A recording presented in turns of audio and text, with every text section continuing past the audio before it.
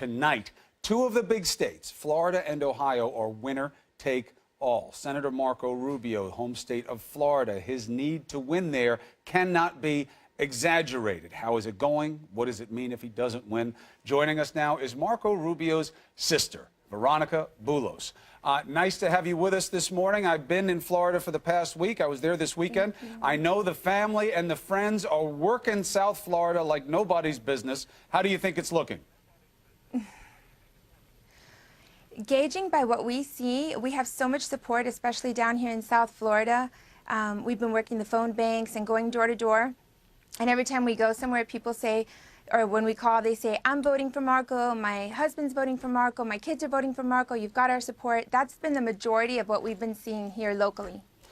How is the family... Even door to door, we get a lot of that. How is the family managing expectations? It's hard for Marco. It's even harder for his family and friends to watch him running a race when you're worried about what's going to happen. How are you managing expectations?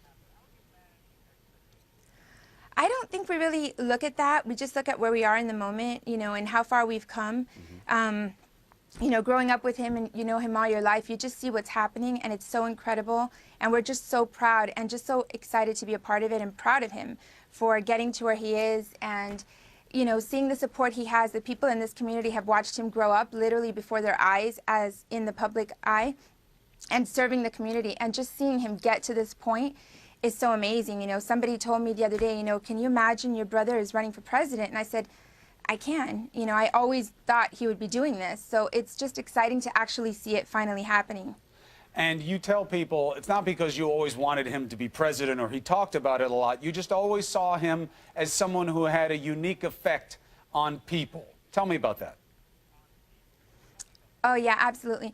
Well, as a child, you know, I always say that I remember growing up, we would have all the kids would be talking about what was going on, you know, with us. But he was always having conversations with the adults about politics and government, and that was kind of different. But then as he became he got into public office, I would just see the way people reacted to him. You know, every time he gave a speech or he just would meet people, they would always come up to us, to my parents, to us, and say, he's going to go far. He has, you know, he's got something. There's something about him that just connects with people and reaches people.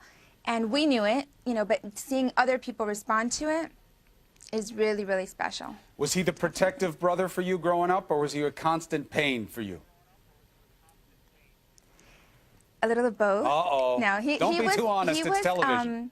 He was... Oh, okay, sorry. No, he was, you know, typical brother relationship, no different than most people. You know, he was really protective behind the scenes. He did a lot of things without me knowing he was doing them to protect me.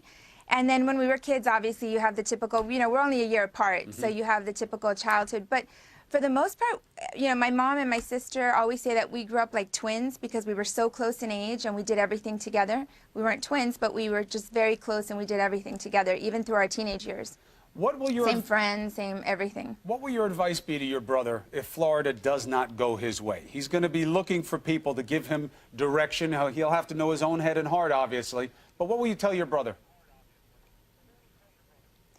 You know, I would just tell him to go with his heart, to really pray about it and see what God has for him, because I think that we're at a point in this election that it's not just what we want for ourselves, but it's what does God want for us, and for us that we're Christian and we rely a lot on our faith to guide us. I would just tell him to continue to do what he's been doing, which is praying about it and obviously speaking to his family about it and his staff and seeing where they advise him. But as a sister, I would just tell him, pray about it and just really listen to whatever God wants for you.